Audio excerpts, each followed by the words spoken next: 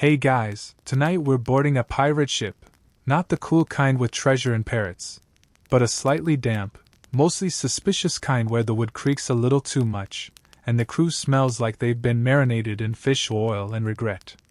You can feel the sea breeze, salty and a little sour, like someone spilled pickle brine into the Mediterranean. Overhead, gulls screech with the kind of energy only creatures with zero responsibilities can muster. Below deck, past barrels of stale bread and crates that might contain moldy lemons, or possibly rats, lounges a passenger who does not belong. He's in purple robes, sipping from a golden cup, legs crossed like he's in a spa, not a floating death trap. No one quite remembers who let him on. He just appeared. So, before you get comfortable, take a moment to like the video and subscribe, but only if you genuinely enjoy what I do here. And let me know in the comments, where are you watching from, and what time is it right now? Now, dim the lights, maybe turn on a fan for that soft background hum, and let's ease into tonight's journey together. You trudge onto the deck and instantly regret breathing. There's the unmistakable blend of wet wood, sunburned rope, and pirate. Nobody here's winning any grooming awards. The men eye you like you might owe them something. Their leader, a guy with too many rings and exactly 0 eyebrows, barks at a cabin boy to fix the sails. The boy trips on a stray anchor chain and vanishes below deck with a thud. The ship is going somewhere. No one seems sure where. They're pirates, which means direction is more of a suggestion than a plan. They just follow the wind and hope treasure appears. It hasn't yet. That's when you spot him, lounging in the shade near some stacked amphorae. The man in purple. His robe looks freshly pressed, his feet are bare and oddly clean, and he's drinking something that smells like fermented grapes and danger. You know who it is, of course. Dionysus. God of wine, revelry, and theatrical vengeance. But no one else seems to notice. Well, maybe one person does. The old cook, who's seen too many things and doesn't like most of them, keeps glancing over his shoulder like the air just got heavier. He mutters something about no grapes on the sea, and hurries back to the galley. One pirate offers the stranger a drink. The man declines, smiling with all his teeth. Another snickers. Too good for grog? He says. The stranger doesn't reply, just sips and hums a melody that makes your molars ache. You overhear a whispered conversation among the crew. Picked him up near Naxos, one says. Didn't pay a coin. Another chimes in. Talks funny. Keeps saying mortal coil like he's in a play. Someone snorts. Probably just some rich idiot pretending to be a god. You think about warning them. You really do. But then again, pirates aren't known for heeding advice, or reading warning labels, or recognizing Olympians in vacation mode. It's worth noting that ancient sources don't agree on where exactly Dionysus boarded. Some say Icaria. Others say the middle of nowhere. Historians still argue whether the myth was born from seafaring superstition, or from coastal wine festivals gone epically wrong. But what is agreed upon is this: pirates plus divine stowaway equals something's gonna snap. Night falls. The stars twinkle overhead, looking smug. A breeze picks up, carrying with it a faint scent of crushed grapes, way too fancy for this crowd. The crew ignores it. You try to sleep, but the ship keeps groaning like it's got opinions. Around midnight, the wine god hums louder. A gull lands on the mast and immediately falls asleep. That never happens. The ship drifts off course, but no one at the helm seems to care. You dream about vines, curling slowly around your ankles. They tickle at first. Then they pull.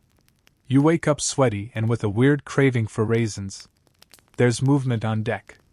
The purple-robed man is now at the bow, arms wide, staring into the night.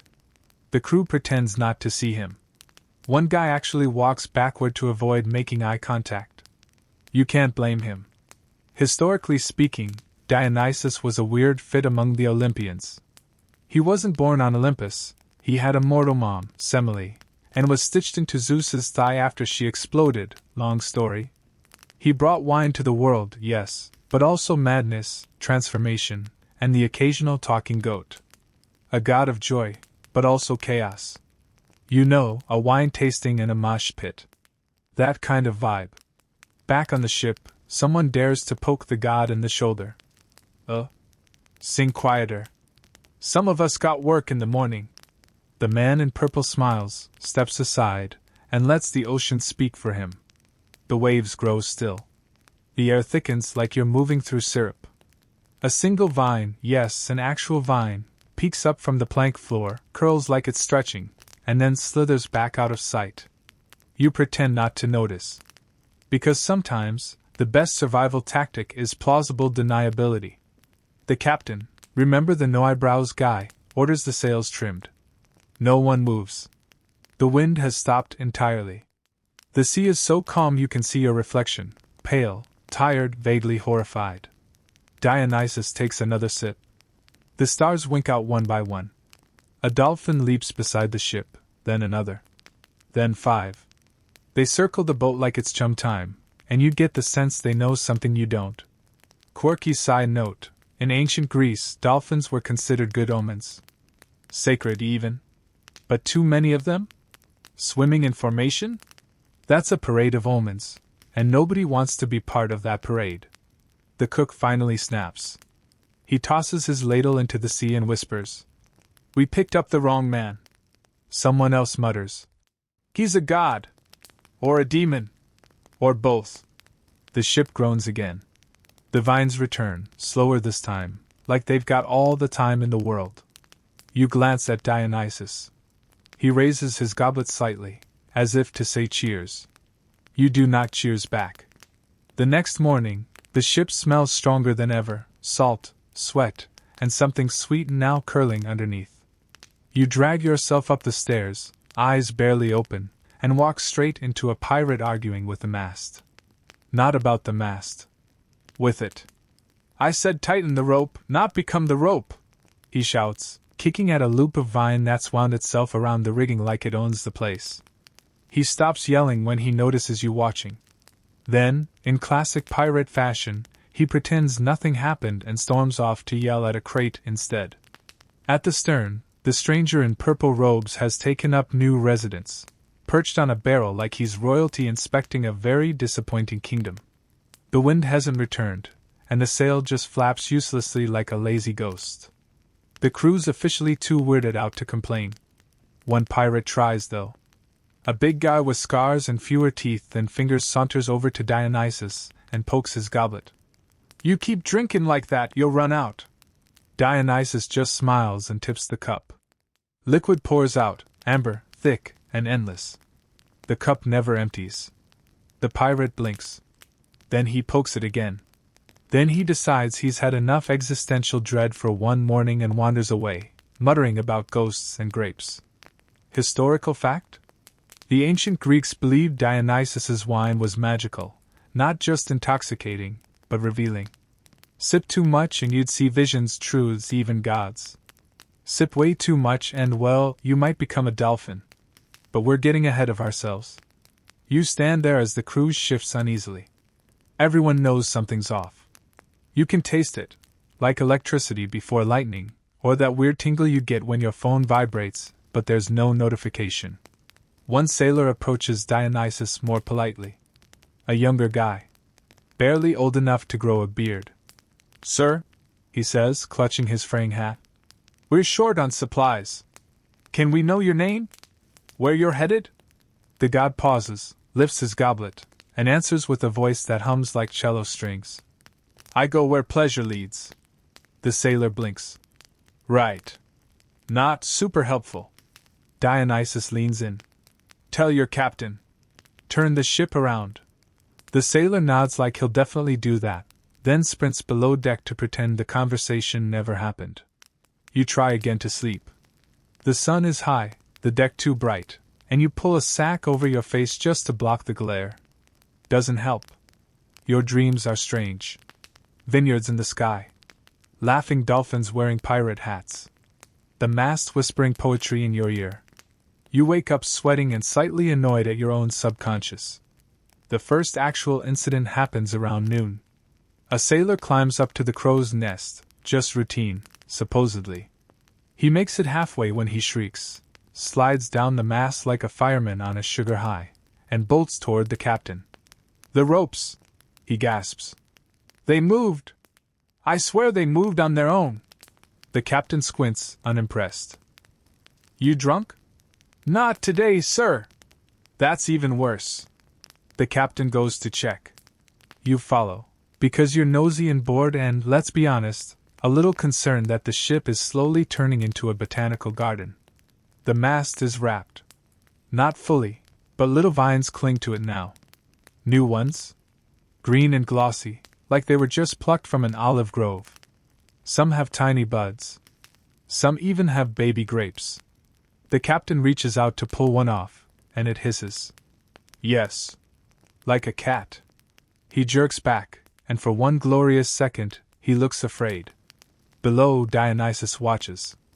Doesn't say a word. Just swirls his wine. Fun tidbit? In some fringe versions of this myth, the vines don't just grow. They whisper. Advice, threats, riddles, whatever the plot needs. Historians still argue whether that's metaphor, mistranslation, or ancient fan fiction. You start noticing more vines. Around the oars. Beneath the helm. Creeping toward the food stores. They're not in a rush. Just present. Growing. That night the crew argues. He's a god. He's a madman. He's cursed. I think he's just really into gardening. One sailor votes to throw him overboard. Another suggests just asking nicely for divine forgiveness, maybe with a fruit basket. Nobody agrees. So they settle on the classic pirate solution, drink more grog and ignore the problem. Dionysus doesn't mind. He seems to thrive on the awkward tension, like he's feeding on it. He chuckles softly as another vine coils around a lantern post and sprouts leaves like confetti. And then he starts singing. Oh, it's awful. High-pitched, drifting, like lullabies filtered through a bad hangover. You can't tell the language. It's not Greek. It's older. Wetter. Something oceanic. You feel it in your knees. The crew begs him to stop. He doesn't. Instead, more vines slither across the deck like snakes with stage fright. You retreat to the edge of the ship and stare out into the wine-dark sea, hoping for something familiar. But the stars feel wrong. The sky is too still. The ocean reflects nothing. And the dolphins are back. Only 3 at first. Then 6. Then more. They circle. They leap in eerie synchronicity. You start to think they're counting the people on board. One of them definitely makes eye contact with you. Too long. Too aware. Pirates begin whispering about omens. Bad luck. Divine punishment. That one time they stole a statue from a temple that maybe had grapes on it. The cook locks himself in the pantry. And through it all, Dionysus just sits and watches. He hasn't moved from his barrel throne. His wine never spills. His eyes are unreadable. One bold crewman approaches him, hands trembling. Sir, we think you may be a god. And if that's true, we humbly ask that you, maybe not turn the ship into a salad. Dionysus tilts his head. Too late. A vine gently coils around the man's leg. He doesn't scream, just sits down slowly, like giving into a nap. You realize, in a very calm sort of way, that you are on board a ship with a god who's casually terraforming your surroundings. And nobody has a plan. You wake to the sound of something soft, too soft. Not the usual clanking boots or drunken pirate yelling. It's a rustling, a brushing, a quiet leaf-on-leaf kind of whisper that doesn't belong at sea. You sit up and blink blearily. And that's when you notice the vines have started braiding themselves through the rigging. It's not just wrapping around things anymore, it's accessorizing. You stand and stare. The ropes of the mainsail now wear tiny grape clusters like some kind of leafy jewelry. The helm has sprouted a garland of ivy. And one of the cannons, yes, cannons, they're barely functional, but they look dramatic, has a sprout poking out of its mouth like a green pacifier. The crew? Shockingly unbothered. Most of them are pretending this is totally normal. One guy is even trying to ferment the grapes mid-vine using a cracked helmet and misguided optimism. You hear him mutter. In a few hours, we'll have lunch and wine. He will not. But it's nice that he's keeping morale up. You wander to the edge of the ship. The sea is still unnaturally calm, too flat, too silent. In fact, the only sound now is the god's humming. Dionysus is lying on his back near the bow, robes spread like spilled velvet, one leg casually propped up, still sipping from his endless goblet. He gives you a lazy wink. It's not comforting. One of the braver pirates, probably sleep-deprived, maybe concussed, strides up to him and finally asks what everyone's been too afraid to say aloud. Who are you, really? Dionysus sits up slowly, like a cat stretching. I've told you, he says, voice dripping like honeyed wine. I'm a wanderer. A singer. A lover of joy. The pirate frowns. That doesn't explain the salad attacking our ship. Dionysus grins. It will. Cue dramatic silence. Quirky fringe detail? There are ancient fragments, scraps of scrolls found in places like Oxyrhynchus and Eleusis, that hint Dionysus once cursed a ship full of liars by turning its sails into grapevines mid-battle. Nobody's sure if it was metaphor, myth, or an incredibly over-the-top prank, but some believe the pirates in this story are a remix of that forgotten tale. You move carefully across the deck, stepping over vine tendrils like sleeping snakes. One of them curls up toward your boot and then, quite rudely, retracts like it changed its mind. You whisper, "Yeah, that's fair." At the helm, the captain finally looks like he's considering a nervous breakdown. His hands twitch on the wheel. He hasn't slept. His eyebrows are still missing, and the vine growing up his pant leg is starting to bloom. He gathers the crew. "All right," he grumbles. "Here's the plan." Every pirate leans in. We toss the wine-drenched freak overboard. Nobody blinks. "Do you want to touch him?" someone asks. "No." "Then what's plan B?" More silence. More vines. The lookout, high in the crow's nest, suddenly shouts down. "Land ho!" "No, wait, sorry. It's just more dolphins. Still nothing but sea and judgment out here." Another pirate groans. "This is why I hate the Aegean." Historically, Greek sailors had a deep respect for omens at sea. A sudden calm could mean Poseidon was angry. An unexpected wind meant a nymph was watching. But a floating vineyard slowly consuming your ship like a possessed salad bar? That one wasn't in the training manual. One of the quieter crewmen, a wiry guy with a nose like a broken flute, starts mumbling about old tavern tales. Said there was a god who traveled in disguise, punished disrespect, turned men into animals. I thought it was just sailor gossip. Another nods. I heard he turned one crew into frogs for laughing at his sandals. Pretty sure that was a different god. I don't think the Olympians compare notes. There's a flash. Brief. Barely noticeable. The clouds overhead shimmer purple for a moment. You smell something, rotten grapes, rain, and perfume? Then Dionysus speaks. Not loud. Not booming. Just calm. You will take me to Naxos. The captain squints. We're not going to Naxos. Dionysus tilts his head. Aren't we? You were headed to Egypt, actually. You know this because someone had scribbled, Egypt probably, in red paint near the helm. But the compass spins wildly now, and the stars overhead don't match the maps. Even if you wanted to go to Naxos, the ship seems to have already made up its mind. And vines, you notice, are starting to cover the compass. A historian might pause here and point out that the story reflects a common theme in Greek mythology: hubris. Mortals challenging gods, mocking them, ignoring warnings, and then getting great punished in increasingly weird ways. The god stands. I offered you comfort. I asked for passage. And now, well, now I'm bored. Oh no. The vines surge, not fast, not sudden. Just deliberate. They twist through boots, wrap around the anchor, push open barrels. Grapes swell on every branch. They grow fat, purple, and very sticky looking. The air gets syrupy. Someone coughs wine. A barrel tips over. It isn't water inside. The crew starts to panic, and understandably so. One guy tries to bail out the liquid with his hands. Another starts yelling at the sky.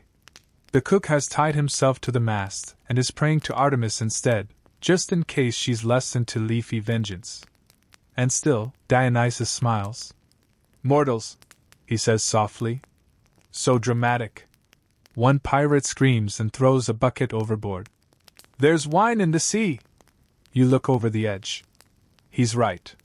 The water below isn't blue anymore. It's crimson. It shimmers in the sunlight like someone poured sangria across the horizon. You dip a finger in. Taste it. Yep. Cabernet. Now, ancient wine wasn't like the wine we know. It was thicker, almost like syrup. Often mixed with herbs, spices, and weirdly, sometimes seawater. Greeks never drank it straight. They diluted it at symposia to avoid drunken embarrassment. Which makes it even more awkward that Poseidon's pool now smells like a tasting room. "Why is this happening?" someone sobs. Dionysus turns toward the crew, his voice still soft, but colder now. "Because you didn't ask who I was." The vines slither back into place. Quiet again. The sea gurgles gently. The sun keeps shining like nothing's wrong. And Dionysus? He just hums a lullaby and lies down again, this time cradled in a hammock of leaves. The dolphins leap once more, 12 of them now, circling wider and closer. You realize the crew isn't just lost. You're trapped in the world of a god. It's the next morning, and everything smells like a winery crashed into a greenhouse. You wake up with grape seeds in your shirt, one shoe missing, and a sprig of ivy casually draped over your face like nature's version of a prank. You sit up, groggy, and watch a nearby vine curl lazily around a bucket, then retreat like it forgot why it was there in the first place. The ship is quiet, but not peaceful. More like the quiet that comes after a teacher walks in and everyone pretends they weren't just throwing chalk. No one's talking. Most of the pirates are grouped together in cautious clusters, side-eyeing Dionysus like he might sprout wings or shoot lightning from his ears. The cook has barricaded himself behind a stack of barrels, clutching a ladle like a weapon. One pirate is openly crying, but it might just be allergies. Vine pollen is aggressive. You glance up at the sails, or what used to be sails. They become gauzy curtains of woven vine and grape clusters, fluttering softly in the non-existent wind. You'd be impressed if you weren't so concerned that the ship seems to be traveling without wind at all now. Yep. The sea is flat. Still. No waves, no current, and yet you're definitely moving. And every few minutes, a dolphin jumps, as if to remind you that you're under constant surveillance by smug sea mammals. Historical fun fact? Ancient Greek sailors often believed dolphins were omens from the gods, messengers, guardians, or even transformed souls. Some stories claim that Apollo himself once took dolphin form. So the dolphins staring you down right now? They could be cousins of celestial beings or just very nosy fish. Dionysus, naturally, is unbothered. He stretches across the prow, half buried in leaves, grapes bobbing gently in his goblet. His purple robe now sparkles faintly, like someone stitched it with stars. He hums a little tune. It's not Greek. It's older. You feel it behind your eyes. You decide, maybe foolishly, to speak to him. "Are you really a god?" He glances at you, one eyebrow arching like it's judging your haircut. "You still don't know?" You shrug. "Well, the vines are persuasive." He chuckles. "You'll know soon enough." Helpful. Not unsettling at all. Back near the helm, the captain finally breaks. His hands are shaking, his beard is half consumed by ivy, and he's talking to a vine like it's his first mate. "We can't keep going like this," he mutters. "He's gonna turn us into soup. Or salad dressing. Or frogs. Frogs wearing grapes." A voice pipes up. "Frogs don't wear grapes. You don't know that." The mutiny begins the way all classic mutinies begin, with confusion, whispering, and someone holding a spoon like it's a sword. A few pirates approach Dionysus, carefully, respectfully, nervously. They've tied ropes into loops, not for hanging, just for the option. They're not stupid. They've seen the vines. They remember the wine sea. They just really want to get back to normal piracy and maybe some sunburn. The spokesman, a burly guy named Kimmin, you know this because he shouts it at seagulls regularly, steps forward. Sir, he begins, voice cracking. We humbly request that you stop growing agriculture on our ship. Dionysus doesn't answer. He just turns his gaze toward Kimmin's feet. The vines follow. Kimmin yelps and jumps back. Another pirate steps up. We mean no disrespect, honest. Just maybe the grapes could take a little break? Dionysus sighs. So many demands? So little gratitude. He stands. The vines around him pulse, yes, pulse. Like they have a heartbeat now. Like they're listening. You want normal? He says, suddenly loud. You want wind and rope and the creak of a wooden wheel? The sea begins to churn. You grip the nearest railing as the ship jolts beneath your feet. The sky dims. The grapes wither on the vine in seconds.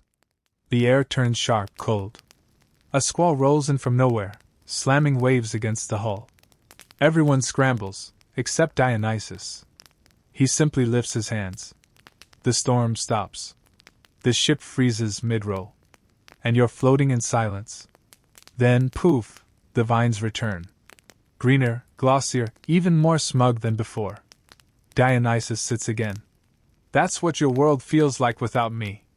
Well, that's not ominous at all. A scholarly debate? Some historians think the pirate myth represents the cultural shift from strict order to ecstatic chaos. Dionysus as the liberator of the soul, and the pirates as society resisting change. Others think it's just a fancy way to say, don't be rude to strangers, especially the ones who sparkle. You start noticing something else. The dolphins are drawing closer. No longer circling, they're escorting. A slow, methodical formation on both sides. You count 13 now. They leap in patterns, and you swear one of them nods at you. Kimmin mutters, that dolphin winked. Another pirate squints. That dolphin has a tattoo. Dolphins don't get tattoos. You're assuming this is a normal day. Tension cracks like lightning. The crew descends into bickering. Half want to kneel and apologize. Half want to jump ship. One guy wants to build a raft from pickles and barrels. No one's on the same page, except for the cook, who is now writing a will on a cabbage leaf. You find yourself wondering what you would do if you were trapped at sea with a mood-swinging god who treats the ship like a vineyard/spa. Dionysus finally rises again. This time, there's something regal in his posture. A flicker of crown-shaped ivy curls above his head. You mock joy, he says softly. You fear what frees you. But perhaps you'd understand better with a new form. Oh no. The vines surge. Not violently, almost tenderly. They caress ankles, wrap around torsos, climb gently up shoulders. The crew panics, but too late. Their shouts muffle as the leaves close around their mouths. You watch as legs shorten. Arms narrow. Fingers merge. And just like that, poof, they're gone. Dolphins leap into the air. Not new dolphins. Newly made dolphins. You stagger back. You're the only one left. The ship is empty. The deck silent. Vines pull back like they're satisfied. Dionysus looks at you, and this time his smile is almost kind. Still want to go to Egypt? You try to speak, but the words slide back down your throat like they're afraid of being heard. You're not even sure what you would have said. No thanks? I'll just swim home. Please stop dolphinizing my coworkers. Instead, you make a small sound, somewhere between a nervous chuckle and a hiccup. Dionysus stands at the prow of the ship, framed by curling vines, his eyes shimmering with that strange godlight, the kind that looks like it's reflecting stars no one else can see. He watches the dolphin pod, now swimming in perfect formation beside the ship. You swear one of them still wears the captain's disapproving frown. Don't worry, the god says, voice light and warm as fermented honey. They'll be happier this way. Free. Wild. No more greed or yelling or obsessive inventory lists. You tilt your head. Did you keep their memories? Dionysus shrugs. Maybe. Maybe not. That part's not really important.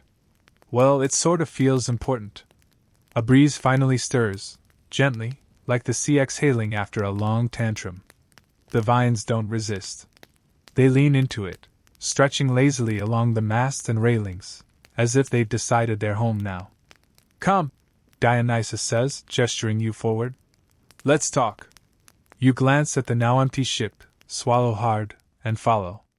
Your steps are soft, partly out of fear, partly because the deck is now a carpet of moss and low-hanging grape clusters. It feels like walking through an overgrown greenhouse that hasn't yet decided whether to be whimsical or carnivorous. Dionysus settles himself on a crate that has sprouted a backrest made of twigs and blossoms. He pats the space beside him. You sit. Cautiously. Like maybe the crate's going to whisper secrets or bite you. Do you know why I chose this crew? He asks. You blink. Because they were heading south? He chuckles. Because they thought I was weak. Ah. There it is. You've heard the legends, of course. Mortals underestimating gods was practically an Olympic event in ancient Greece. But Dionysus? He's always been tricky to pin down. Not brute strength, not icy wisdom, not justice or war. Just joy. Rebellion. Wildness. And that, apparently, is much scarier than thunderbolts. A mainstream historical fact, in actual Athenian festivals, like the Dionysia, actors and citizens would dress up, drink excessively, and perform wild plays in the god's honor. Dionysus wasn't just about drunken parties. He was tied to theater, transformation, and the thin, wiggly line between sanity and madness. I wasn't always welcome on Olympus, you know, he says, swirling his goblet. They didn't think I belonged. Said I was too wild. Too strange. Not serious enough. You pause. But you're a god. He smiles. Now I am. There's a beat. The kind that fills with unspoken things. Historians still argue whether Dionysus was a late addition to the Greek pantheon. Some say he was adopted from older, Eastern cults, possibly Thracian or Phrygian in origin. Others claim he was always there, just too unruly for the orderly Olympian roster. Either way, he's the only Olympian with a mortal mother and a nonlinear origin story that involves being sewn into Zeus's thigh. That's right. Thigh storage. Very exclusive. You're wondering why I'm telling you this. He murmurs. You nod. A little, yeah? He leans forward. Because you're listening. And suddenly you realize he's not just chaos. He's longing. Exile. Transformation. He's the energy of becoming. Of undoing what was and dancing barefoot into what could be. The dolphins chirp, and one of them performs a mid-air flip that would have made the former helmsman weep with joy or envy. Dionysus watches them with an expression you can't quite name. Maybe fondness. Maybe something older. You know, he says, almost offhand, I once tried to settle down. Have a temple, some quiet worship, maybe a few nicely behaved processions. You arch a brow. And? He takes a slow sip. Boring. You both laugh. It surprises you, how easily it comes. Then he stands again. The vines lift as he moves, like they're magnetized to his body. It's time, he says. We're nearly there. You look ahead, squinting into the sun.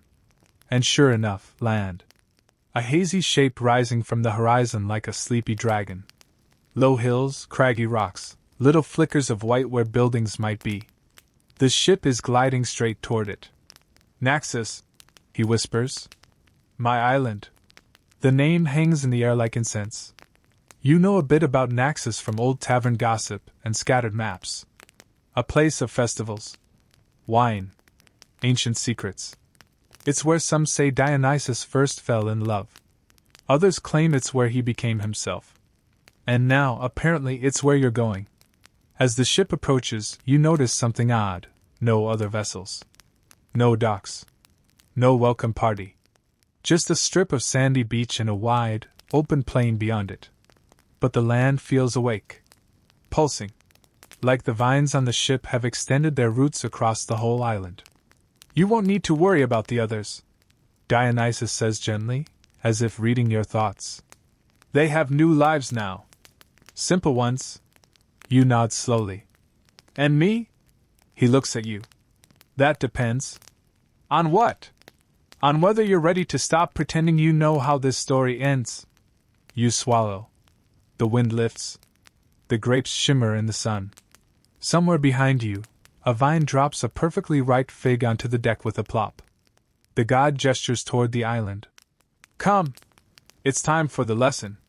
You rise, heart thudding in your chest. The ship glides softly into a patch of turquoise water so clear, you can see the dolphins below, still swimming alongside, still watching. A sandbar stretches out like an arm inviting you ashore. No anchors. No ropes.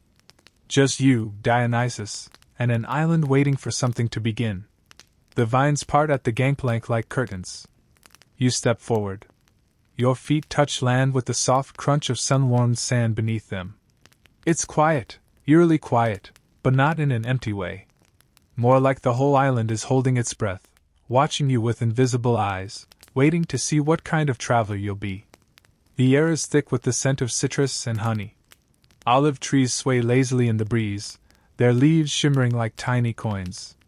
Somewhere in the distance, a bird cries out, a slow, curling call that sounds suspiciously like it's asking a question in ancient Greek. Dionysus strolls beside you, his robe trailing across the ground without gathering so much as a speck of dust. The sand makes way for him, politely. You're not sure if it's the divine aura or just excellent dry cleaning. Welcome to Naxos, he says, lifting his arms slightly as if unveiling a painting. A place where time naps and the rules are flexible. You glance around. Does anyone live here? Sometimes, he says. When they remember how. Okay. That's comforting. As you walk, the landscape shifts. The beach gives way to a shallow meadow, where grass grows in uneven patches, sprinkled with wildflowers and colors you don't have names for. A cluster of goats watches you from a boulder. One of them bleats softly and blinks like it knows more than it should. Fun historical note. Ancient Greeks often associated goats with Dionysus, not just because of their enthusiastic bleating, but because of satyrs, those half-goat, half-man revelers who were basically the mythological version of a frat party on legs. Goats were sacrificed during Dionysian rituals, but they also symbolized fertility and chaos. Basically, if you wanted a party and a harvest, you needed a goat. Dionysus leads you to a small grove. Vines spiral up the trees, thick with grapes that seem to pulse gently in the light. At the center is a low stone altar, overgrown with moss and tiny white flowers. He stops and gestures for you to sit. You do. The stone is warm, as if it's been soaking up sunlight for centuries. The breeze plays through your hair like a curious cat. Dionysus doesn't speak right away. He crouches beside the altar, running his fingers across the moss with a tenderness that surprises you. You know, he says, almost dreamily, this used to be a shrine. Before the marble temples. Before the festivals with gold masks and official hymn schedules. Just this. A rock. A few vines. A cup of wine and a whispered name. You glance around. What happened? He smiles wryly. People got louder. More polished. They wanted gods who wore helmets and smote things. I offered them joy, transformation, a little madness. Most of them weren't ready. He plucks a grape from a vine and holds it up to the sun. It glows like a jewel. There's power in joy, he says. But it scares people. They like control. They like fences. You think of the pirates. How tight they held their ropes and maps. How quickly they panicked when the ship stopped behaving like it used to. They didn't understand you. You murmur. No one does at first, he says softly. They call me a trickster. A madman. But all I do is take the mask off. You shift slightly. The mask? Dionysus turns to you. You've worn one, haven't you? Not a real one. The kind you build out of expectations. Job titles. Smiles that don't quite reach your eyes. You don't answer. You don't have to. Historians still argue whether Dionysus represents chaos or liberation. Some say he's the god of madness. Others say he's the god of truth, the kind of truth that shatters what you thought was real. He's the moment the play ends and you realize you've forgotten who you are beneath the costume. He stands offering you the grape. You hesitate. It won't hurt, he says. Not in the way you fear. You take it. Hold it between your fingers. The skin is smooth, but there's something pulsing underneath, like it contains a memory. Or a song. You eat it. It bursts on your tongue with a flavor that's not just sweet, it's ancient. Sharp and deep, like it's been fermenting inside a secret for centuries. You feel it run down your throat, warm and electric. And then, you see. Not in a dream way. In a crash through your senses like a drunken chariot way. You see a woman dancing barefoot on this very island, hair tangled with ivy, singing to a moon that answers back. You see a boy weeping beside a dying vine, until a stranger teaches him how to press the grapes and turn grief into celebration. You see festivals lit by torches, laughter echoing into the night, masks lifted to reveal faces shining with something wild and free. You see Dionysus, not just as a god, but as a movement. A ripple through the human soul. The part that longs to break out of the mold and become something more. You gasp. The vision fades. You're still sitting on the altar. Dionysus watches you, face unreadable. That, he says quietly, is what they were afraid of. You swallow. I'm not. He nods. Good. A long pause. Then he adds, because now you're going to help me. You blink. Help you what? Teach, he says, standing again. Not with scrolls or swords. With stories. With joy. With chaos when it's needed. You raise an eyebrow. I thought you preferred dramatic monologues and surprise dolphin conversions. He grins. Those too. As you walk with him back through the grove, the landscape shifts again. This time, it feels like the island is opening to you. Paths appear where there were none. Petals fall in slow motion. A goat winks. You feel lighter. Like a mask has slipped off your face and you didn't even realize you were wearing it. Dionysus doesn't say much. Just hums a tune as he walks. It's the same one he hummed on the ship. You hum along. Somehow, you know the words, even if there aren't any. At the edge of the grove, he stops. We have more to see, he says.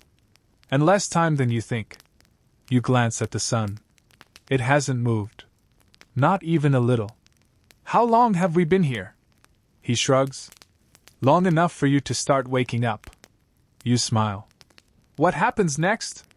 He gestures ahead, where the trees part to reveal a stone staircase that wasn't there a moment ago, climbing toward a hill draped in mist and olive trees. No, he says. You meet someone who knows more than me. A rare thing, apparently. You step forward. The vines part again. The birds fall silent. Even the wind seems to hush. And up ahead, something waits. You climb.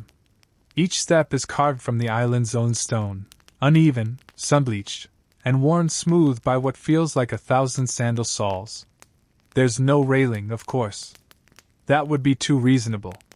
Just you, a gentle incline, and the occasional vine creeping across your path like it's curious about your footwear choices. The hill stretches taller than it looked from below. Each step brings new sounds, a whisper of drums, the faint crash of waves from a coastline you can't see anymore, and something else, low and rhythmic. Breathing? Chanting? It might even be your own heartbeat playing tricks on your ears. Dionysus, of course, is already halfway up and doesn't appear even mildly winded. He turns around and calls down with that infuriating cheerfulness of someone who doesn't understand leg cramps. Almost there. You consider throwing a grape at him but decide against it. He might turn your arms into vines. You round a bend and pause. The staircase disappears into a small plateau, crowned by what can only be described as a ruin in the process of deciding whether it's still a ruin. Marble columns lean dramatically like tired dancers.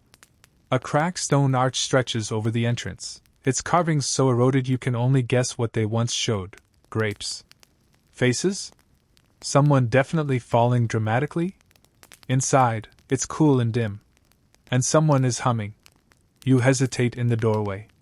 Dionysus steps aside, and with a small smile, gestures you inward. And then you see her. She's seated on a stone bench beneath a tree that's somehow growing inside the ruin. The tree has silvery bark and leaves like coins, and from its branches dangle small bells that chime softly in the breeze. The woman beneath it is ancient, not in a wrinkled or frail way, but in the sense that her presence feels older than calendars. Her eyes are closed, her hands moving slowly over a bowl of herbs and powders. She opens one eye. Smiles. "Well," she says, voice crackling like firewood. "Look what the grapes dragged in." Dionysus bows with a slight flourish. "Auntie." You blink. "Your aunt?" The woman snorts. "Great aunt, technically. Depends on which story you believe. I've been a nursemaid, a midwife, a witch, and a goddess, depending on who's telling it. But here, I'm just old the lame." A mainstream historical fact. Many myths mention female caretakers or nymphs who raised Dionysus after the death of his mortal mother. One of them, sometimes named Macri or Talia or even Althea depending on the version, lived on Naxos and served as a protector to the young god. These caretakers were often tied to the land itself, ancient matriarchal figures representing the forgotten roots of myth. You approach slowly. The lame studies you with eyes like cracked amber. "So, you're the mortal he didn't turn into a dolphin?" You glance at Dionysus. "I was as surprised as anyone." She chuckles and pats the bench beside her. You sit. The stone is warm, somehow, and smells faintly of rosemary. "He always did have a soft spot for the odd ones," she says, stirring her mixture. "The ones who looked around at the world and said, 'Nope, that can't be it.'" You exhale. "I didn't think I was odd." She taps your chest lightly with a knobby finger. "Only the ones pretending they're not are worth talking to." Behind her, a pigeon lands on a branch and immediately transforms into a pomegranate. Nobody comments on it. The lame hands you a small cup of something dark and steaming. It smells like earth and citrus and thunderstorms. You sip. Instant warmth floods your limbs, not burning, but heavy, like a weighted blanket made of memories. Images flash behind your eyes, your childhood, the night you left home, the first time you lied to protect someone, the first time someone lied to protect you. You blink away the tears before they fall. Dionysus settles nearby, watching you. For once, he says nothing. The lame leans back, resting her head against the tree. "People think myths are just stories," she says. "But they're not. They're how the world remembers itself."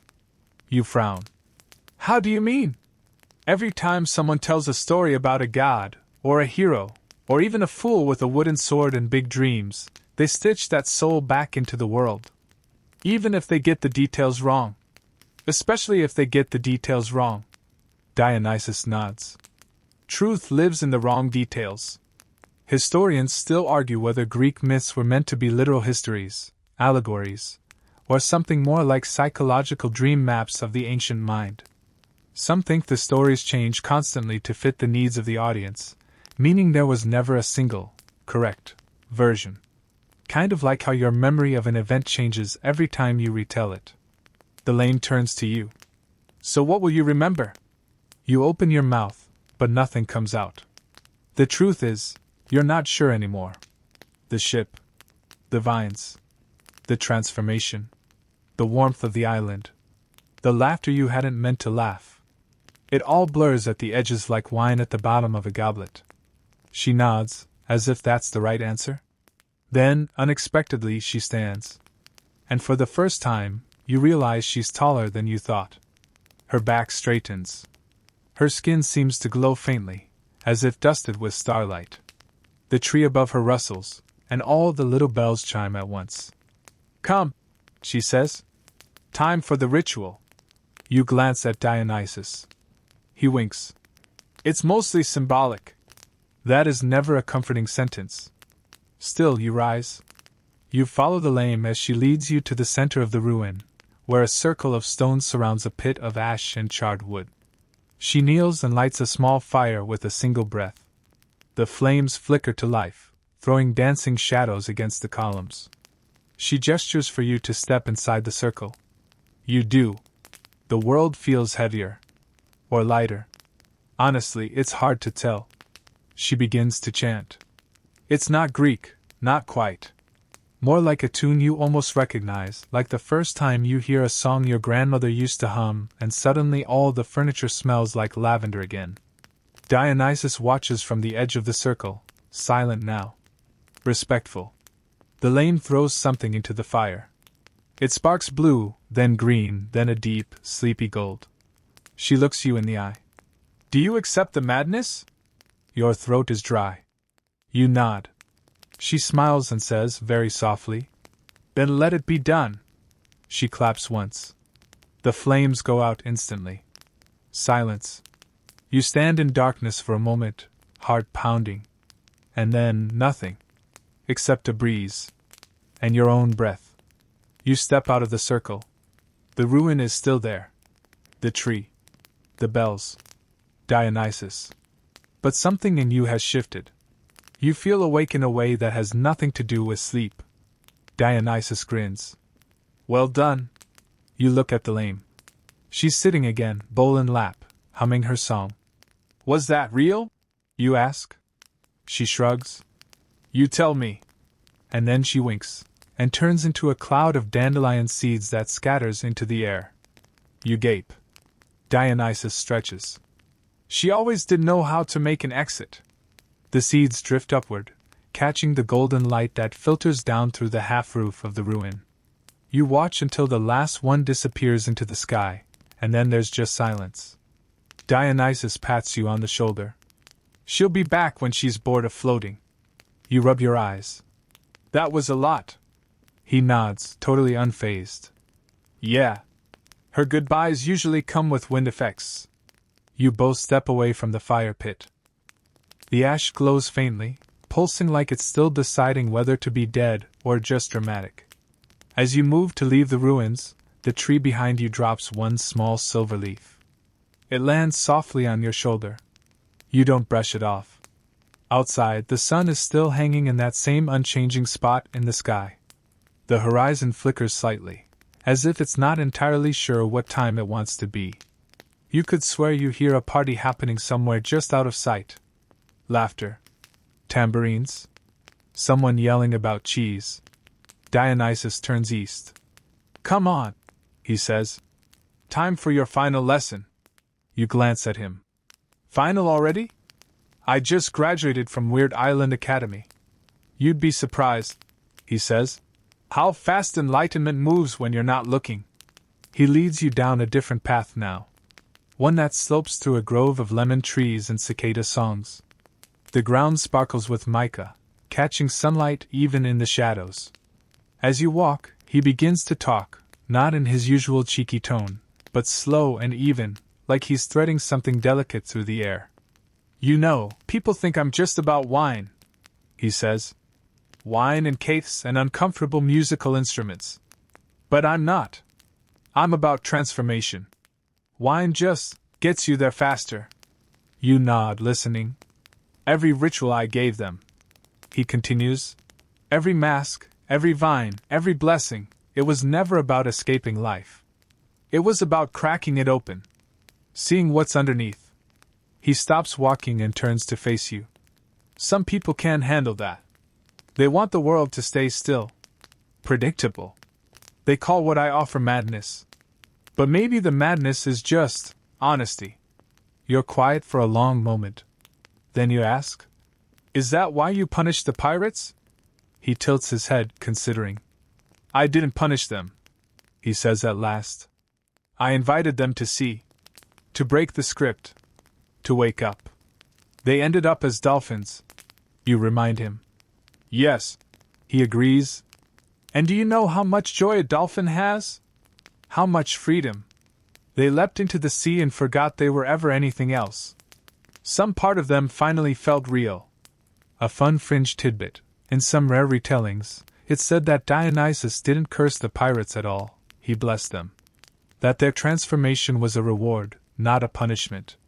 In dolphin form, they became symbols of joy, guidance, and rescue, even appearing in later stories to help lost sailors or protect sacred islands.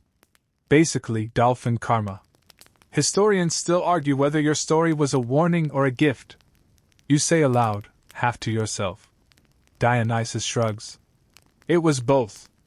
As most good stories are. You walk in silence for a while after that. The grove thins, and ahead you see a strange shape, a large, flat stone covered in carvings, surrounded by little wooden stools. You approach slowly. This, Dionysus says, is where they used to sit and tell the tales. The carvings depict scenes, some familiar, others less so. You spot the outline of a ship tangled in vines. A face mid-scream as it sprouts a goat's beard. A child laughing as a lion curls at their feet. And right at the center, a man, eyes wild, holding a cup aloft while the world ripples behind him. You sit on one of the stools. The wood creaks but holds. Dionysus sits across from you and leans forward, elbows on the stone. Now it's your turn. You blink. To do what? To tell the story. You glance around. To who? He shrugs. To whoever's listening. The wind. The sky. Me. Yourself. Doesn't matter. You stare at the carvings. The images seem to move ever so slightly, like shadows shifting behind curtains. You can hear your heartbeat again, louder this time, as if it's trying to keep time with something older. You take a breath. And you begin. You tell it all. The ship. The wine. The vines that moved like thoughts you didn't want to admit you had. The way the pirates screamed, and you didn't. The way the ship changed, and so did you. You tell him about the ruin. About the lame. About the cup and the song and the way it felt to finally say yes to something without knowing what it meant. Dionysus listens. Really listens. When you finish, he nods. You're ready, he says. You glance down at your hands. For what? He stands. For this. And gestures to the stone. Before your eyes, the carvings begin to shift. New shapes emerge, sliding into the empty spaces, your shapes. A figure standing beside a god. A cup held high. A ship split down the middle not with wreckage, but with awakening. Your heart pounds. Wait, you murmur. I thought myths were for heroes. He grins. They are. You just forgot you were one. The sky darkens slightly, but not ominously. More like twilight arriving for its scheduled hug. Fireflies begin to blink between the trees. You and Dionysus walk a little further. A clearing opens, filled with lanterns strung between trees, tables of food that weren't there 5 minutes ago, and people, laughing, dancing, already halfway through a festival that seems to be happening outside of time. You recognize none of them. And all of them. Dionysus claps you on the back. The story continues. And with that, he slips into the crowd, instantly surrounded by music, by laughter, by someone trying to hand him a tambourine he will absolutely misuse. You stand at the edge for a moment, heart full. Then you step forward. A girl with glitter on her cheeks hands you a cup of wine. A boy wearing a lion mask winks at you and points toward a table of glowing fruit. Someone starts a new song. And just like that, you're dancing. Not for performance. Not for anyone else. Just for the rhythm. Just for the joy. Just because. Somewhere far above, a single dandelion seed floats past the moon. Your feet move before your mind does. It's not so much that you decide to dance, more like your limbs hear the music and think. Yes, obviously. You sway into the rhythm, and the strange thing is, nobody's watching you. Not really. Everyone here is too busy being in it. The party stretches endlessly, like the world is only trees and lanterns now. Every branch above you glows with little orbs of soft light. You spot a centaur drumming with actual hooves. A satyr cartwheeling past holding 6 grapes and 0 regrets. Someone's dog is wearing a laurel wreath and being fed hummus by 2 strangers in togas. You've never felt more invisible, or more seen. Somewhere to your left, Dionysus raises a toast with a group of dancers. To the ones who ask questions even when the answers are inconvenient. A chorus of cups clinks like wind chimes. You slip away from the main path, just for a moment. Your legs carry you down a quieter trail edged with flickering candles and soft moss. The music fades to a background hum. You stumble into a small alcove nestled between two trees, where a single lyre rests on a stump, humming faintly, as if it remembers a song no one's played yet. You sit. Your heart is pounding, but not from fear. From possibility. The kind that feels like the sky just widened. And then, someone sits beside you. You look up. She's not dressed like the others. No toga, no garland, no grape stains. Just a soft green robe, hair the color of tree bark, and eyes that blink sideways like a lizard's. Which would be alarming if she didn't look vaguely bored, like she's been waiting for this exact moment since breakfast. "Hi," she says. "Hi." She glances at the lyre. "You gonna play it?" You shake your head. "I don't know how." She shrugs. "Neither did Orpheus. That didn't stop him." A mainstream historical fact: Orpheus, the mythical musician, was said to charm animals, trees, and even stones with his lyre playing.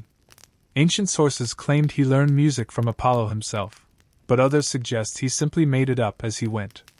The idea was that truthful emotion mattered more than technical skill. Which honestly sounds like something a music teacher would say after hearing you butcher Wonderwall. "I'm not a hero," you murmur. "Good," she says. "Heroes die dramatically. Storytellers get sequels." You let out a breath, maybe a laugh. She gestures at the lyre. "Try it."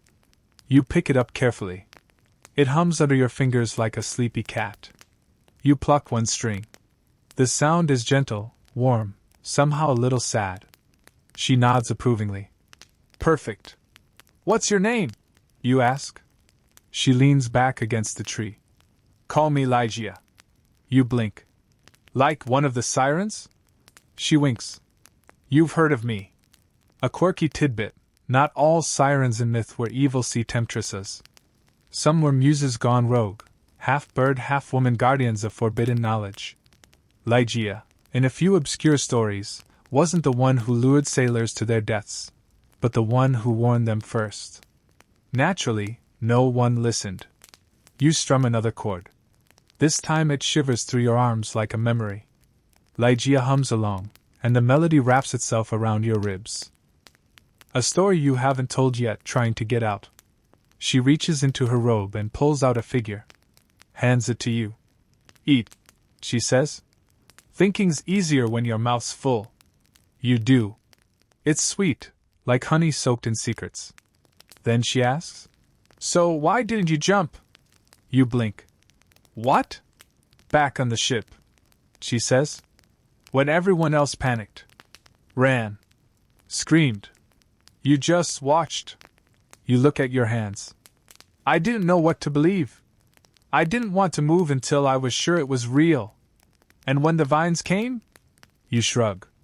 "It felt honest. Like the ship was finally showing me what it really was."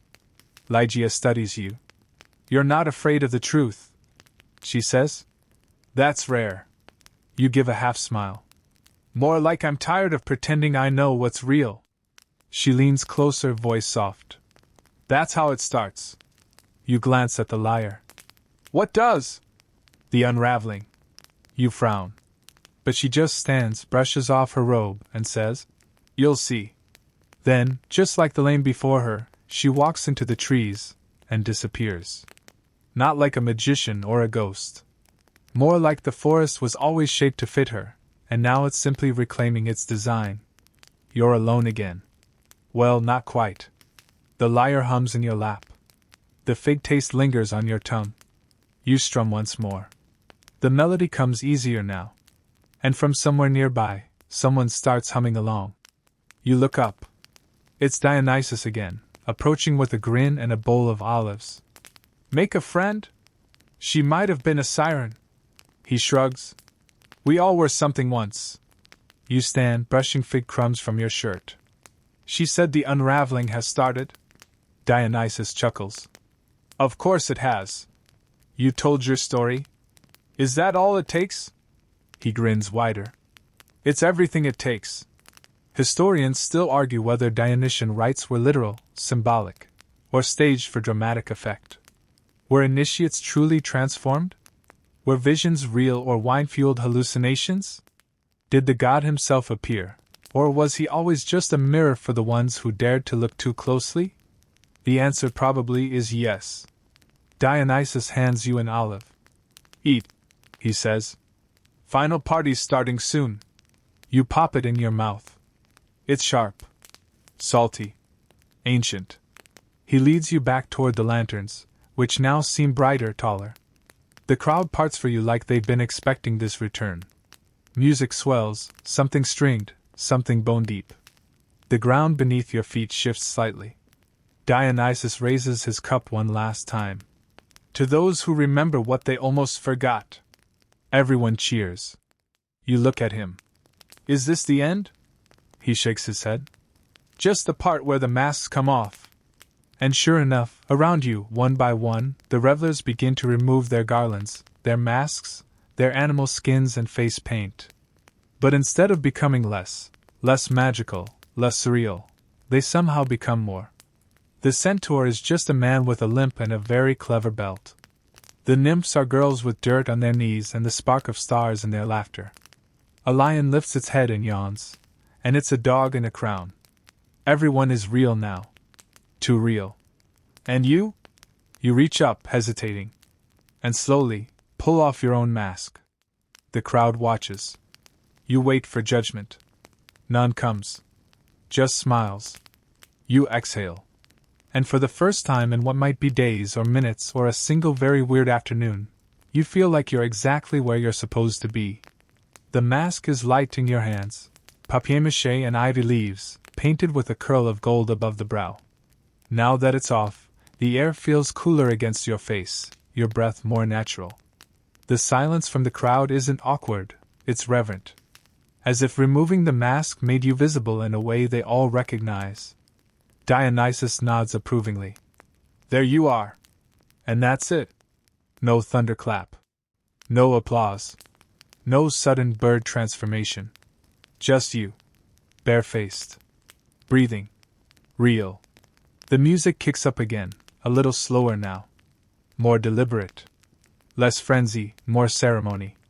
It coils around you like a lullaby wearing dancing shoes. You're led by someone, maybe two someones through the crowd. You don't even catch their faces. Just warmth in their touch, a quiet urgency in their movement. Through an archway of antlers, down a sloping hill draped in blue fabrics, and into a ring of standing stones flickering with candlelight.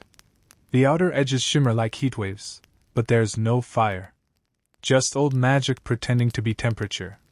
In the center, a wide, shallow bowl carved from obsidian sits on a pedestal. Its surface is still. Too still. It doesn't reflect anything, not your face, not the stars. Just black glass. Dionysus appears again, this time more serious. His robes are different, less party, more priest. He holds a thin reed staff wrapped in ivy, topped with a pinecone. It's weirdly elegant. Like something you'd expect to find in a very stylish apocalypse. This, he says, is the mirror. You frown. I thought mirrors reflect things. They do, he says. Just not always you. He gestures toward the obsidian. Look. You lean over the bowl. The surface doesn't ripple. It doesn't change. But after a moment, you begin to see something. Shapes. Shifts of color. A ship, your ship. A vine climbing up its mast. The pirates, running, shrieking, tumbling into the sea. And there you are, standing still in the middle of it all, arms slack at your sides. Watching. Absorbing. Then the image changes. You see the ruins. The statue of the woman with fire in her teeth. The figure.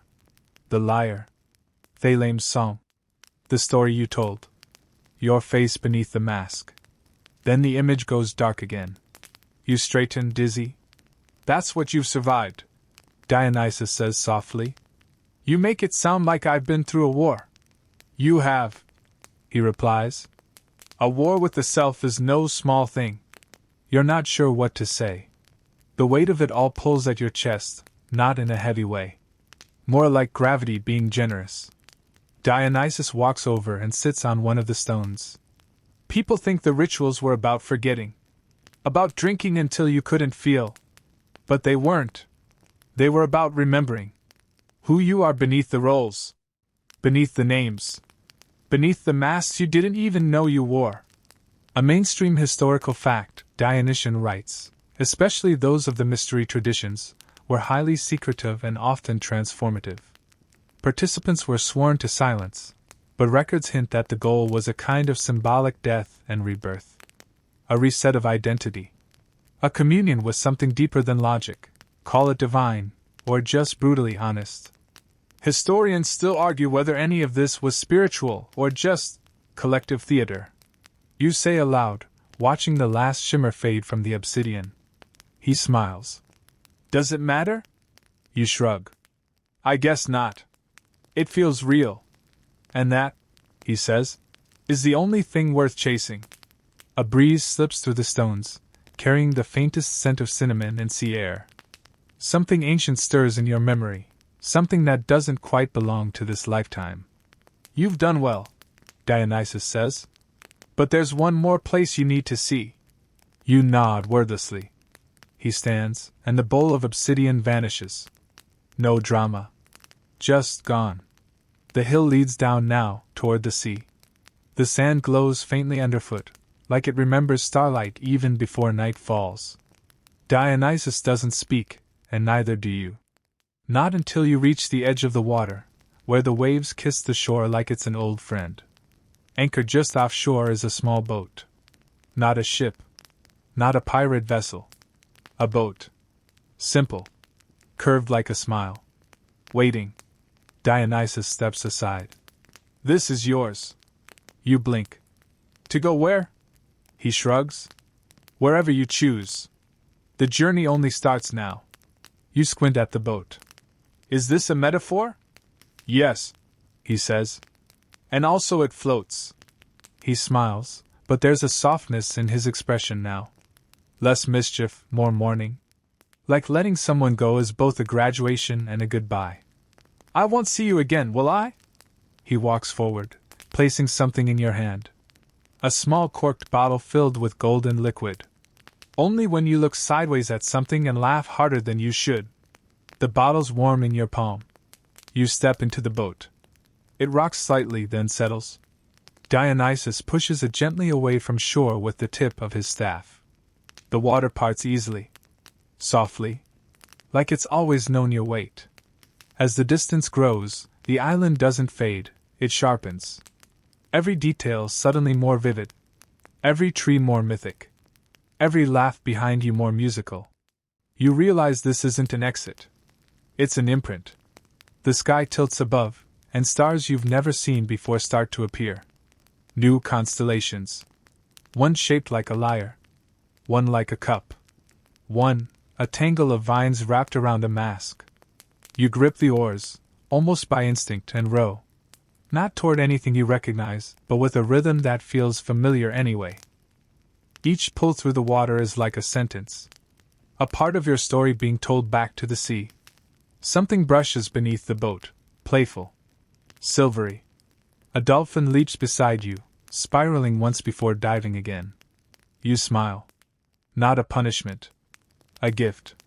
The coast behind you twinkles, full of laughter, full of music, full of every version of you that's ever danced, hesitated, or dared to speak your truth. And somewhere in the stillness between waves, the god of vines and masks and honesty whispers one final thing. You were never lost. Just layered. The sea flattens, as if it's taking a deep breath with you. Your boat coasts gently now, no oars needed. Just motion for the sake of motion, like when you're drifting off to sleep on a train, not headed anywhere urgent, just existing in the lull between places. You rest your hand on the side of the boat. The wood is smooth, warm to the touch, faintly etched with patterns of ivy leaves. Or maybe it's actual ivy, petrified in time. Hard to tell out here where metaphors refuse to stay put. The water below shifts color, dark blue turning silvery green, then gold for half a second, like someone dropped liquid sunlight through a sieve. Shapes move beneath the surface. Not fish. Bigger. Slower. Like memories swimming back upstream. Then a voice behind you says, "You forgot something." You whip around, nearly tipping the boat, which feels like a very you thing to do at this point. Standing on the water like it's a rug in his foyer is, yep, Dionysus. Again. This time barefoot, robe hiked up to his knees, carrying a loaf of bread and what appears to be a tote bag. You blink. "I thought we said goodbye." He shrugs. "I'm famously bad at exits. Also, you forgot your snack." He tosses the bread. You catch it. It's warm. Smells like figs and fennel. "Thanks," you mumble, awkwardly. "No problem. Boat rides are carb zones," he says, and reaches into the tote. "I also brought your journal." You didn't even know you had a journal. But there it is, a slim leather-bound thing, worn at the edges, with a feather tied to the spine. You take it. When you open the cover, there's a note inside. Just 2 lines. You made it this far. Now write the version no one tells. You look up to ask what it means, but Dionysus is already walking back across the water, arms behind his head like he's strolling through a meadow. You shout after him. "Are you just going to keep showing up?" He yells over his shoulder. "Only if you forget lunch again." And just like that, he's gone. You glance down at the journal again. The pages flutter in the breeze, and somehow, they're not blank. They're filled with your handwriting. Scribbled dreams, scenes you just lived, and ones you haven't yet. There's a sketch of the lame playing her flute. A poem about Lygia that ends mid-line. A list titled, "Things I Would Have Said to the Vines If I Weren't So Freaked Out." Each word is yours. Each one feels like it's been waiting. A mainstream historical fact, many accounts of Dionysian rituals included written elements, poems, chants, and stories, meant to be read aloud or whispered during initiation. While these texts were often destroyed or hidden for secrecy, fragments survive. One reads, "He who walks backward into the dark may still find the door." Scholars can't agree if it's metaphor, instruction, or wine-induced poetry. You tuck the journal under your arm and pick up the oars again. This time, rowing feels different. It's not just movement, it's direction. Even if the destination's still hazy, the sky begins to shift. Not darker, just more layered.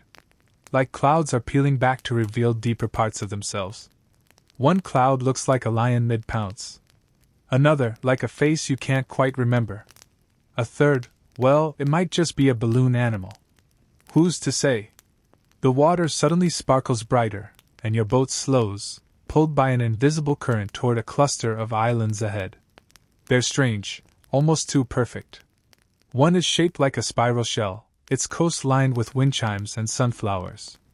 Another floats slightly above the water, mist swirling beneath it like steam from a kettle. And the third, where your boat seems to be heading, is covered in amphorae. Hundreds of them. Tall, slender clay vessels stuck neck-deep in the sand like petrified tulips. You step ashore. The sand crunches faintly underfoot, not from shells, but from shards of old pottery. Some of the amphorae are cracked, revealing insides full of scrolls, feathers, or, oddly, grapes. You wonder. The air smells like cinnamon and ink. You pick up a small shard and realize it's carved with words. Your words. From the journal.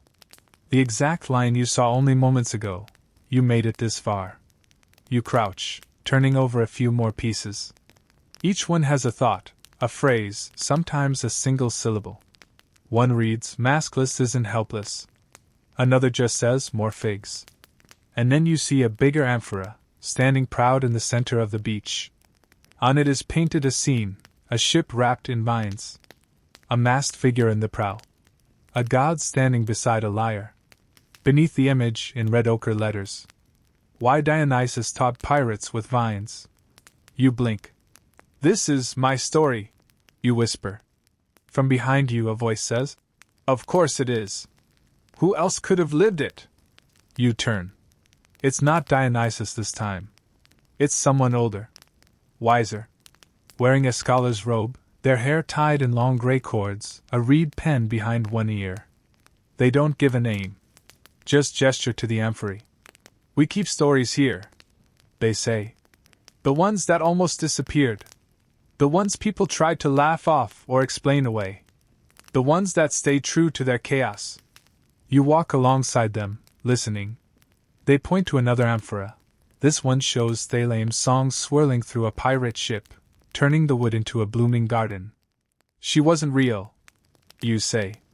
The scholar smiles gently. Real is overrated.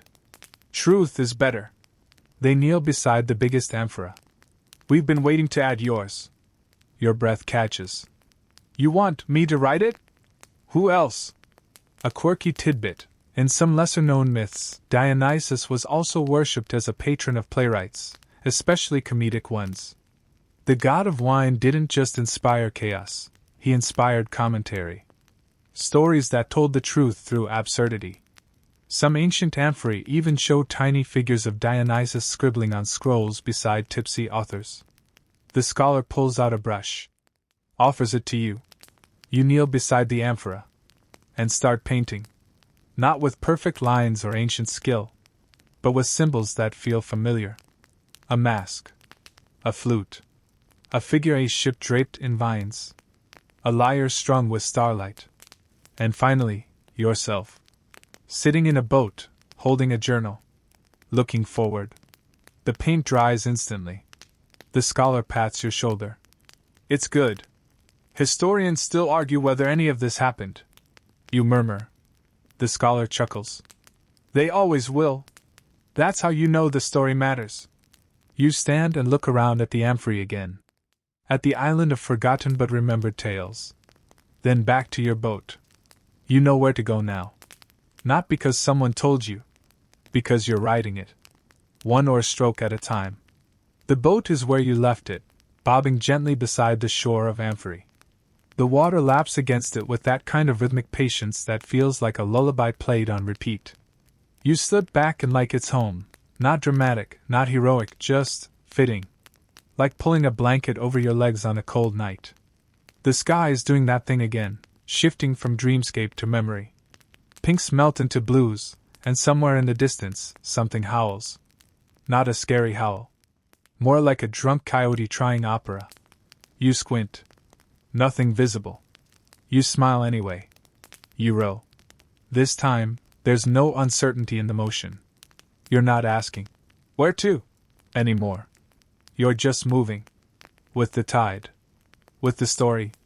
With whatever weird cosmic GPS Dionysus embedded in your soul the minute you accidentally became a main character in a wine-drenched myth. And then, you see it. On the horizon, rising like a mirage stitched out of stardust and fog, another ship. But this one's strange. It's massive.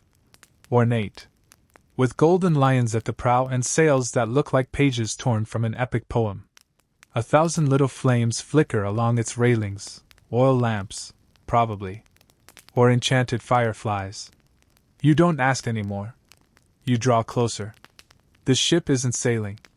It's anchored in the water, surrounded by other smaller boats, each with their own stories painted on their sides. One's wrapped in waves shaped like hands. Another has a fish wearing a crown. One's just completely covered in question marks and eyes. Very subtle. As you approach, figures on the ship wave you aboard. You tie off your boat and climb up. The deck creaks underfoot, but gently, like it's saying hello in ship language. A voice booms. Another traveler! And there, standing with arms outstretched, is someone who can only be described as nautical Santa meets theater professor. Long white beard. Cloak made of patchwork sails. One eye twinkles. The other is covered by a seashell eye patch. Tasteful. Welcome to the Ark of Forgotten Tales, he says, grinning. Don't worry, not the biblical one. This one floats on wine, not guilt. You raise an eyebrow. And what exactly happens here? He claps a hand on your shoulder, steering you toward the center of the deck. We collect. We record. We reshelve. Occasionally we throw things into the sea just to see if they come back with better endings. In the center of the deck sits an enormous table carved from olive wood. On it are scrolls, journals, stone tablets, and wait, one iPad that looks suspiciously out of place. You raise a brow at it. He shrugs. Time is a suggestion. A mainstream historical fact. The ancient Greeks often repurposed myths through oral storytelling traditions. Bards would reshape tales depending on the audience or setting. Over time, myths weren't static. They morphed with interpretation, like ancient memes passed between generations. There was no one version, just many truths, layered in voice. You set your journal down on the table, unsure if it belongs. But the moment it touches the wood, it glows faintly, and one of the scrolls next to it unrolls on its own. A gentle wind flips the pages. Words lift off into the air like dandelion fluff. The white-bearded captain watches with quiet respect. You've added to the archive, he says. You glance at the sky. So, what now? Do I leave it here? He chuckles. No. You keep your story? But this ship remembers it too. For safekeeping. He pulls out a long drawer from the side of the table. It's filled with bottles, each corked, each labeled. You recognize one. It's the little golden one Dionysus gave you. But it's not the only one. There are dozens. Hundreds. These, the captain says, are essences. Not quite potions. More like echoes in liquid form. He hands you one labeled simply, Voice. Drink it when you need to speak with truth, he says. Or sing off key and not care. A fringe tidbit. In some obscure Hellenistic cults, initiates were given flavored oils or wines believed to loosen the tongue. Not just for speech, but for emotional release. Historians still argue whether these were actual psychoactive brews or symbolic rituals. The line between medicine and myth was often just fermented grapes. You pocket the bottle carefully. Voices ring out behind you now, other travelers. Some are masked, some barefoot, some wrapped in cloaks stitched from discarded theater curtains. One woman recites a poem backward. A boy with gold-painted lips hums a tune into a conch shell. An older man weeps openly while folding paper boats and sending them over the side. The captain sighs, smiling. They're all trying to remember who they were. Or who they might still become.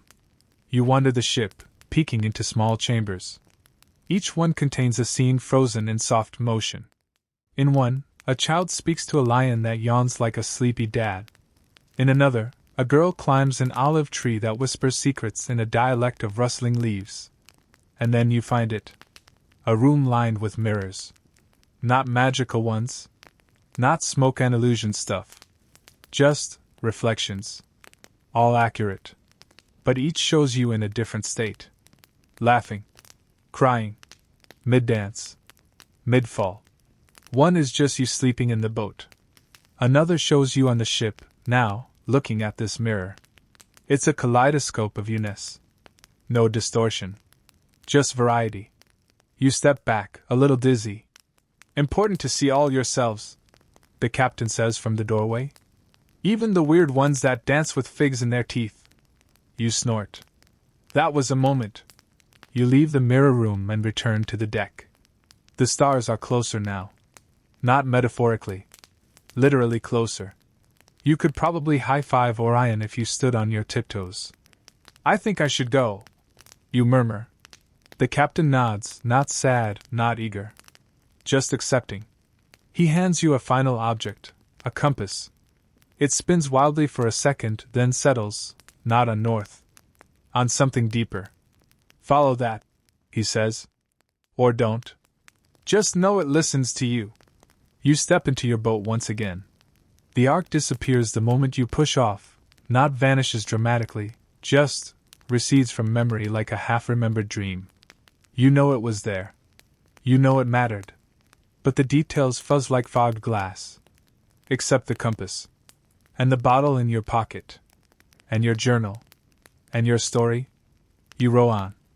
Toward the next echo. Toward the next version of you that needs unmasking. The water is still again, stretching out like a dreamless nap. No ripples, no tide, just you, your boat, and a sky that feels more curious than threatening now. There's a softness to the stars tonight, like they're all leaning in a little closer, not to judge, but to listen. You row. And as you do, the compass the old captain gave you hums softly in your hand. Not buzzing or beeping. Just humming. Like it's got a favorite lullaby and no one to sing it to except you. Eventually, the boat begins to drift sideways, not because you asked it to, but because the world has plans. The current nudges you toward a cove that doesn't appear on any map. You can't explain how you know that, but you do. This is one of those off the margins places. The kind that doesn't get souvenir magnets or themed candles. You float closer. The cove is narrow, its entrance flanked by statues. Old ones? Cracked, worn, covered in barnacles. But somehow, they still radiate something powerful. One holds a staff wrapped in ivy. Another cradles a mask with two faces, one laughing, one screaming into the void. You pass between them, and immediately the air thickens. Like you've entered a forgotten drawer of the universe. You spot her before you dock. A woman stands at the shoreline, ankle deep in water. Tall. Cloaked in seaweed and sun-bleached linen. She's holding a mirror, but not for herself. She angles it toward the moon, letting the reflection bounce down to the sea. She doesn't look at you. She just says, "What did you lose?" You blink. "Excuse me?" She turns now, finally, and you see her face. Half painted like a theater mask. One side serene. The other wild, lips curled in permanent mischief. It's not paint. It's how she is. She steps forward. Everyone who comes here lost something. A name. A voice. A question. Sometimes a sock, but that's rarer. You laugh softly. I don't know. She smiles, not unkindly. That means you've already begun to remember. She gestures for you to follow her. You step onto the shore. Behind her, the cove opens up into a cave, but not dark and dank. This one breathes. The walls glow faintly with phosphorescent moss, casting lazy spirals of color that shift as you walk. Blue turns to green. Green bleeds into lavender. It's like walking through a mood ring designed by a very chill deity. As you go deeper, the woman speaks softly. This place remembers voices. It doesn't keep them, it just listens long enough for them to echo back. A mainstream historical fact, in many versions of Dionysian worship, caves and grottos played a major role. They were believed to be liminal spaces, thresholds between the human and divine, between knowing and not knowing. Rituals held in these spaces often involved masks, music, and the invocation of memory. Not to recall, but to uncover. You pause. The cave opens into a round chamber with a pool at the center. The water is still, so still it reflects not just your face, but your thoughts. You see your boat. You see the lane, whispering to her flute. You see the pirates, not angry, not monstrous, just confused, trying to remember why they ever feared the vines. You see Dionysus. Dancing. Laughing. Sitting cross-legged with a grape stuck to his forehead. And you see yourself, stripped of costume, title, or purpose. Just you. Breathing. Soft. Human. The woman kneels by the pool and dips her fingers into the surface. Ripples spread, and with them, sound. Soft music rises. Not from instruments.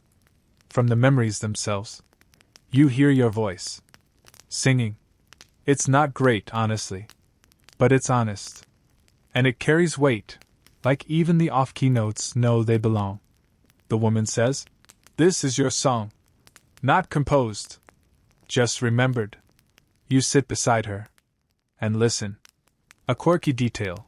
There's one obscure myth where Dionysus, when asked what his divine song sounded like, replied, "Like a goat with opinions." Scholars debate whether this was metaphorical, or a polite way of saying, "You wouldn't get it."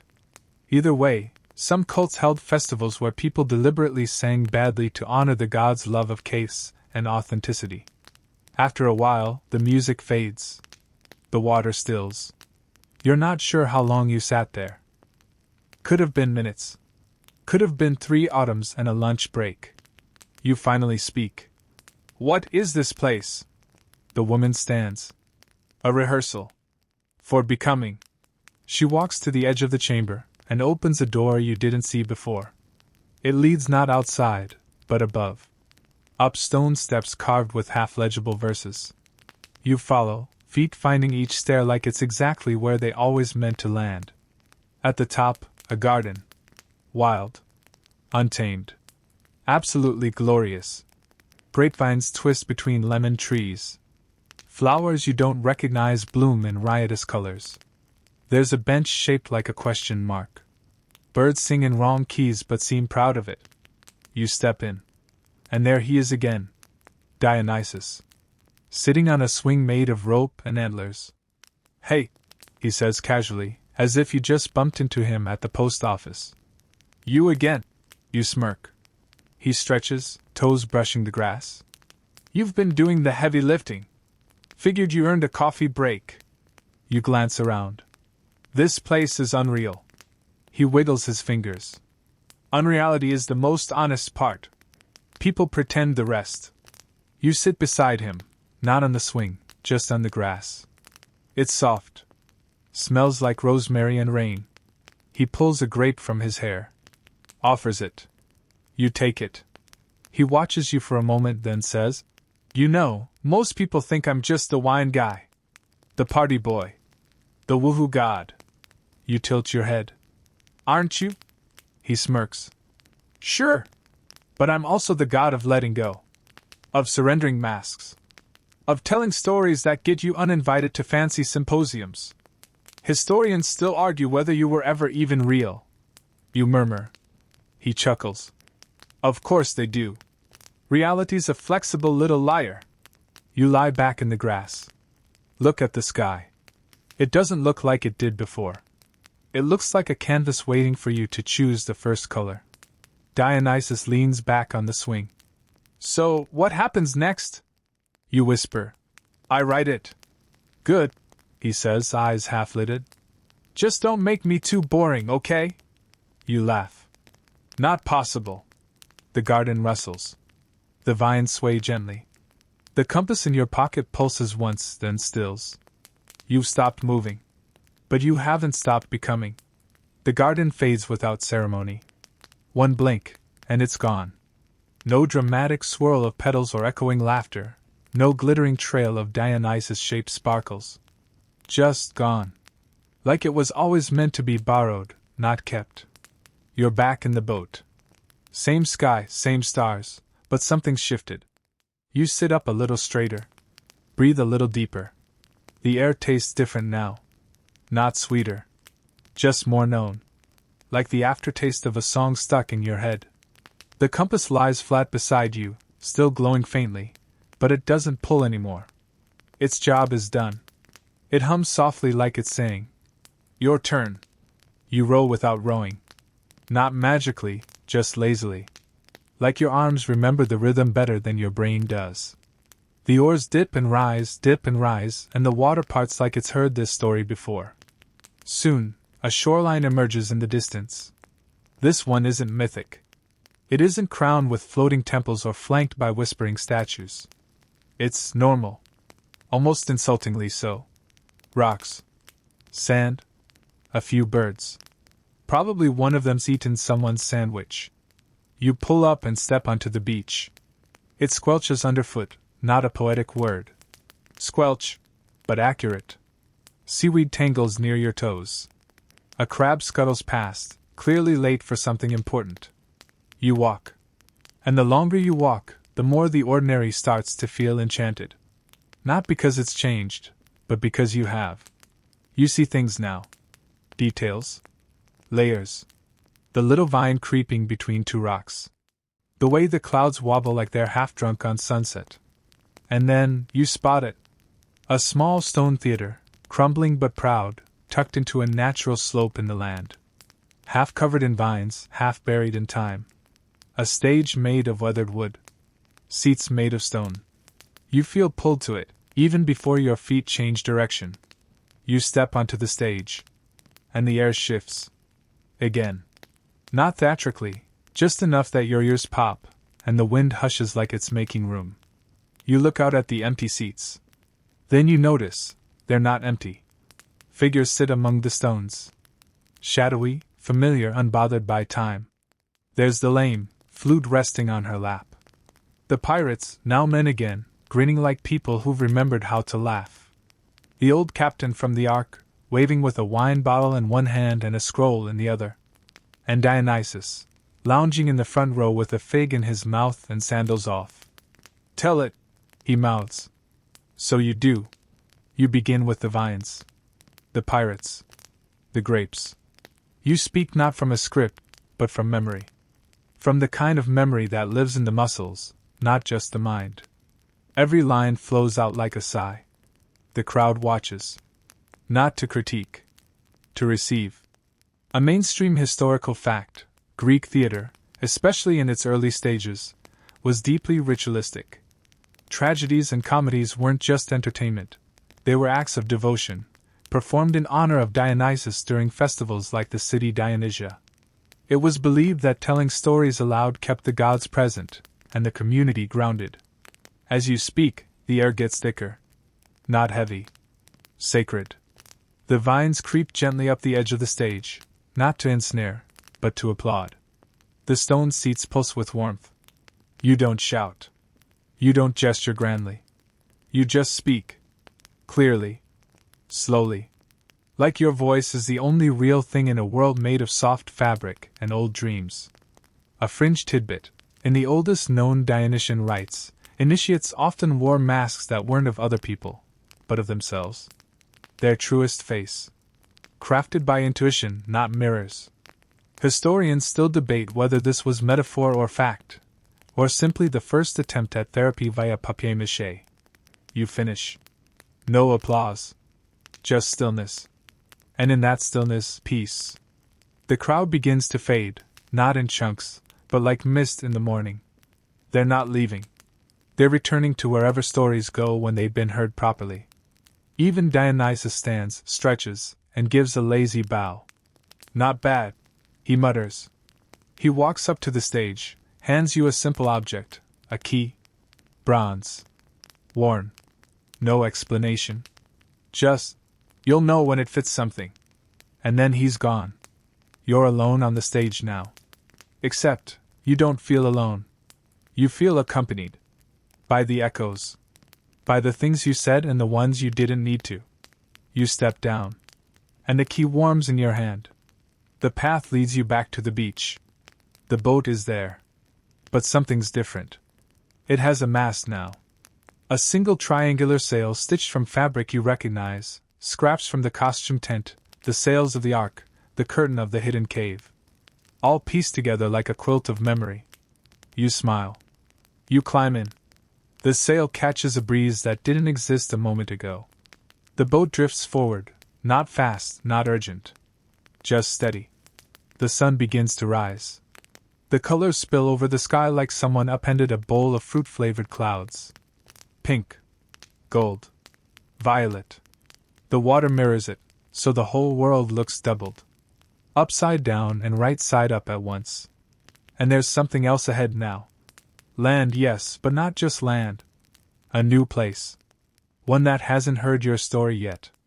One where maybe, just maybe, you'll meet someone who needs to hear about vines, masks, and gods with very particular senses of humor. You reach into your bag.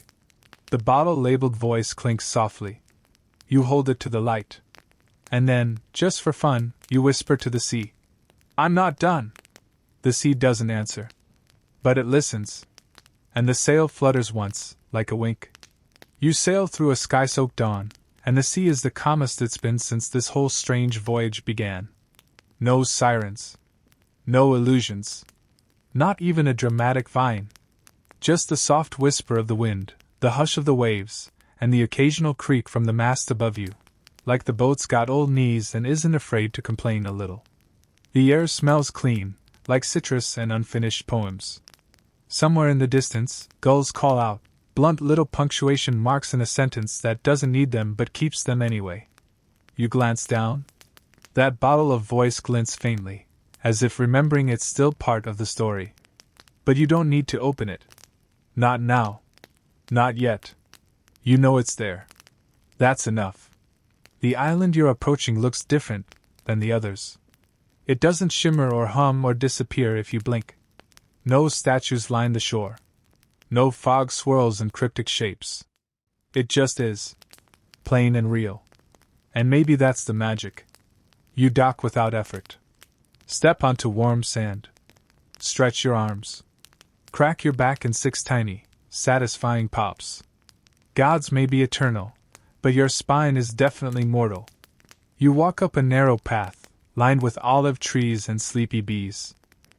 Every few feet, you pass little markers, hand-carved stones etched with symbols you half recognize. A grape cluster here. A laughing mask there. Even a small, perfectly round snail shell with the words, "Just passing through," scratched underneath in tiny script. At the top of the path, a house waits. Simple. Stone. Smoke curling lazily from the chimney like it has no deadlines. You knock. No answer. You try the key Dionysus gave you, and yeah, it fits. Of course it does. Inside, the house is warm. Dusty but lived in. Books piled in corners. A chair that's been sat in too long. A table with 3 cups and a teapot still warm. A cat blinks at you from a windowsill, yawns like you've interrupted something deeply philosophical, and then goes right back to sleep. You move slowly, like the air itself has weight here. Not heavy. Just thoughtful. You find a door at the back. A small one. Painted red. It's locked. You take out the bottle. Hold it gently. Unscrew the top. And just before you speak into it, you hesitate. You realize you don't need to trap your voice anymore. You need to use it. So instead, you press the mouth of the bottle to the door and whisper, "I remember." The lock clicks. The door swings open. Behind it, a garden. But not like the one Dionysus showed you. This one's raw. Real. Overgrown and unbothered by aesthetics. Dandelions and wild thyme, twisted vines and crooked trees. A hammock made of fishing nets. A stump used as a writing desk. A mug with a chip in it. You step outside. And for the first time, you feel it in your chest. Your home. Not your home, necessarily, but someone's. And maybe, just maybe, you're meant to stay a while. Or not. That's the beauty of a story like this. It doesn't close. It just lingers. A mainstream historical fact. In ancient Greek tradition, stories didn't always end with clear resolution. Many myths were open-ended, designed to be reshaped and retold. The journey wasn't about arrival. It was about transformation. You didn't learn the answer. You became the one who could live without needing it. You sit in the hammock. It rocks gently, like it knows a lullaby older than words. You take out a small piece of parchment from your bag, the last remnant of the Ark's map. You turn it over. On the back, in loopy handwriting, are the words, "Tell this to someone who needs it." A breeze catches the paper. You let it go. And watch it flutter off toward the sea. A quirky mythologist once claimed Dionysus's true gift wasn't wine, or madness, or transformation, but timing. He always appeared when the story most needed him, or when it was brave enough to continue without him. You close your eyes. The vines, the masks, the pirates, the flute, all of it plays behind your lids like an old home movie you finally appreciate. You breathe out. And something lets go. Not lost. Just set down. Like a bag you don't need to carry anymore. And now, slowly, gently, let everything grow quiet. The island doesn't disappear, it simply settles into the soft folds of your memory, a place you can return to any time your voice feels small or your story feels forgotten. You're still in the hammock, remember? The netting cradles you like it was made for the shape of your body. Not too tight. Not too loose. Just enough to rock you with the rhythm of a half-forgotten lullaby. The air cools a little. Not cold, just crisp, like the very edge of dawn. It curls around your fingers and nudges your cheek, reminding you that you're here. Safe. Present. At rest. Somewhere nearby, water trickles lazily from a half-hidden spring, each drop landing with a tiny note, like the sea is humming under its breath. Your eyes close, not from effort but from ease. Your breath slows. And you feel it, every part of you exhaling. There's no need to hold the story anymore. It's holding you now. Carried gently by vines that don't bind but cradle. By voices that don't demand but echo. By a God who laughs with you, not at you. Let the stars dim. Let the waves hush. Let sleep fold over you like a well-worn cloak. You've earned it. Sweet dreams.